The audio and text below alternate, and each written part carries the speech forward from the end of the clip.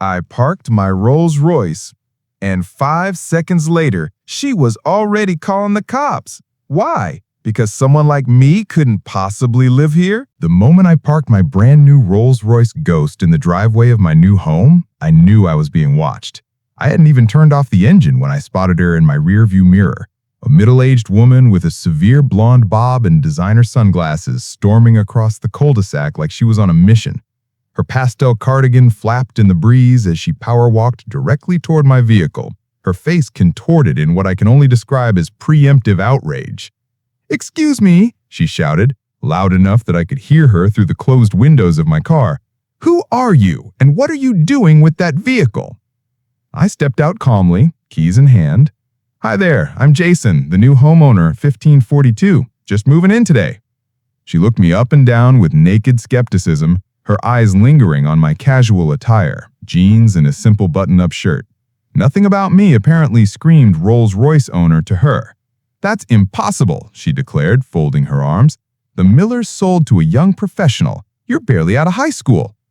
"I'm 21, actually," I replied with a polite smile. "And yes, I bought the Miller place last month, the paperwork just finalized." Her eyes narrowed as she circled my car like a shirk.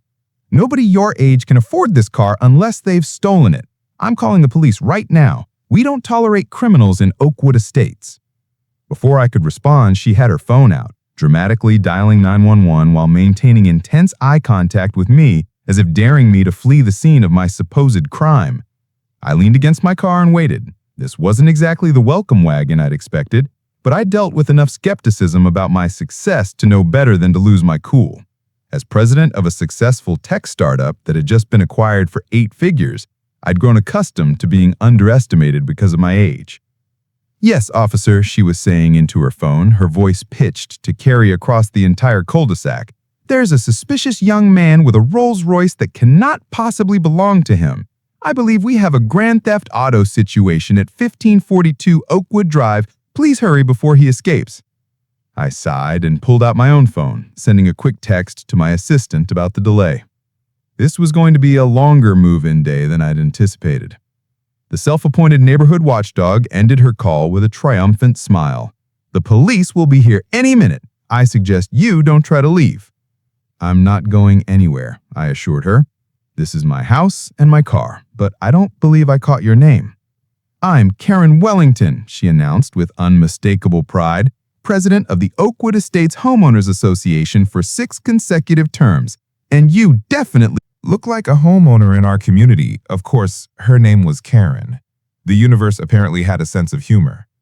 "Well, Karen, I assure you I am the legal owner of both this home and this vehicle," I said, retrieving my wallet to show her my identification. "Would you like to see the deed to the house as well? I have digital copies of everything." She waved away my driver's license without even glancing at it. "I've seen plenty of fake IDs in my time. The Oakwood HOA has a strict vetting process for new residents, and I don't recall approving anyone who looks like you." By "looks like you," I had a sinking feeling she wasn't just referring to my age. Karen was eyeing my brown skin with the same suspicion she'd given my car. I took a deep breath and reminded myself that her bias was her problem, not mine. "The housing association doesn't approve individual buyers, Karen. That's not how real estate transactions work," I explained calmly. "The previous owners accepted my offer, my financing cleared, and the sale closed. Legally, I'm now a resident of Oakwood Estates, whether the HOA president personally approved me or not." Karen's face flushed an alarming shade of red. "We'll see about that. And we'll certainly see about that car. No 21-year-old has that kind of money unless something illegal is happening. Did you hack someone's bank account? Is this some kind of money laundering scheme?" She had begun pacing around my vehicle, taking photos with her phone from every angle, including the license plate. I noticed a few neighbors had emerged from their homes, watching the spectacle with undisguised curiosity. Karen seemed to draw energy from her growing audience. "I've seen this type of scam before," she announced loudly, clearly performing for the onlookers. "Young person shows up with luxury items they couldn't possibly afford legitimately. Next thing you know, we have drug deals happening in our quiet community. Not on my watch." I opened the glove compartment of my car and retrieved the vehicle registration and insurance documentation. Karen, I'm a tech entrepreneur. My company was just acquired last year. I can show you the registration that proves this car is mine, legally purchased from Beverly Hills Auto Gallery 3 months ago. She squinted at the papers I offered, but refused to take them. Oh, please. Anyone can forge documents these days. My nephew works in cybersecurity, and he warns me about sophisticated criminals all the time. Just then, 2 police cruisers pulled into the cul-de-sac, their arrival causing Karen's expression to shift from hostility to smug satisfaction. She straightened her card again and adopted what I can only describe as a damsel in distress posture as the officers approached. "Officers, thank goodness you're here," she exclaimed, hurrying over to them. "I caught this young man red-handed with a stolen luxury vehicle. He's trying to claim he lives here, but I'm the HOA president and I know all legitimate residents." The 2 officers, one older with a salt and pepper mustache, the other younger and clean-shaven, approached cautiously. The older officer addressed me first. "Sir, we received a call about a possible stolen vehicle. Can I see your license and registration?" "Of course, officer," I replied, handing over the documents I'd already prepared. "I'm Jason Chen. I just closed on this house and was moving in today when this lady accused me of stealing my own car." The younger officer examined my paperwork while his partner kept an eye on the situation. Karen hovered nearby, interjecting constantly. "He's obviously using fake identification," she insisted. "I've been president of this HOA for 6 years, and I personally review all new homeowner applications. This young man would never qualify for our community. And that car? That's a $300,000 vehicle. He's barely old enough to drink." The older officer raised an eyebrow at her commentary, but remained professional. "Ma'am, please step back and let us do our job." The younger officer had been running my information through their system. He approached his partner and spoke quietly, but I could still hear him. "Everything checks out. Vehicle is registered to him, no flags. Insurance is current. House deed transfer was recorded with the county last month." Karen must have overheard as well because she interjected with increasing desperation. "That's impossible. Check again. He must have hacked the system or something. People like him don't drive cars like that." The subtle emphasis on "people like him" wasn't lost on either officer. The older one turned to her with a cooler expression. "Ma'am, what exactly do you mean by people like him?" Karen faltered momentarily, but quickly recovered. "Young people, 21-year-olds don't have Rolls-Royces unless something illegal is happening. I'm just protecting our neighborhood's property values and safety." At this point, a neighbor from across the street approached. He was an older gentleman with silver hair and a friendly face. "Officers, I hate to interrupt, but I think you should see something." He held up his phone.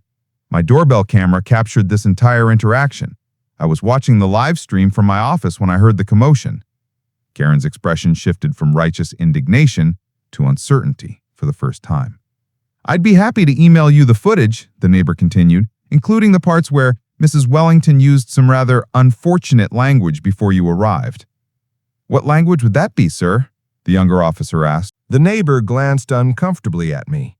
"Well, she suggested that, and I quote, we don't need his kind bringing down our property values, and that she would make sure he's removed from this neighborhood one way or another.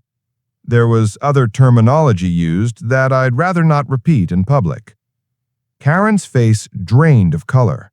"That's completely taken out of context. I was merely expressing concern about maintaining our community standards." The older officer turned back to me. "Sir, your documentation appears to be in order. I apologize for the inconvenience." He handed back my license and registration. "You're free to continue moving into your new home." Then he turned to Karen, his demeanor noticeably less cordial. "Mrs. Wellington, may I speak with you privately for a moment?" As they stepped away, I could see Karen's animated gestures becoming increasingly frantic. The younger officer remained nearby, apologizing again for the disruption to my move-in day. "No problem, officer," I assured him. "I understand you were just responding to a call." More neighbors had gathered, and I noted several were giving Karen disapproving looks rather than me. The tide had shifted dramatically. After several minutes of conversation, The older officer took out his notepad and began writing something. Karen's voice suddenly rose several octaves. "You cannot be serious. I was performing my civic duty. I'm the president of the HOA." What happened next left everyone on the street in shock. The older officer calmly recited Miranda rights to Karen, who stood frozen in disbelief.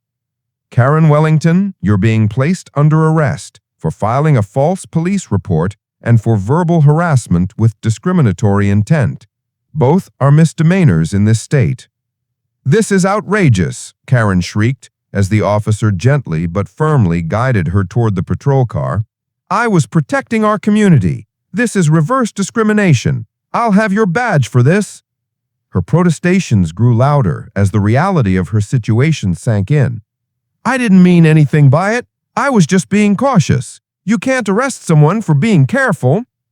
The neighbors watched in stunned silence as Karen, who had terrorized the community with petty rule enforcement and threats for years, was placed in the back of a police cruiser. Her final words before the door closed were, "This is a misunderstanding. Call my attorney." A week later, I received an official letter from the Oakwood Estates Homeowners Association. Karen had been immediately suspended from her position pending a formal vote. The emergency meeting resulted in her permanent removal from the board, with a unanimous decision of 27-0.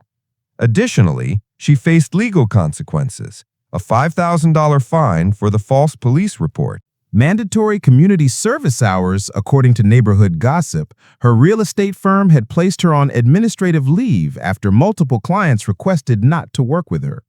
When I ran into her at the local grocery store, her previously imperious demeanor had vanished. She actively avoided eye contact, her face flushing with embarrassment as she abandoned her shopping cart and hurried toward the exit. The neighborhood tyrant's reign had ended with a simple consequence of her own actions, and the visible shock on her face as she fled the store told me she still couldn't believe her authority had crumbled so completely.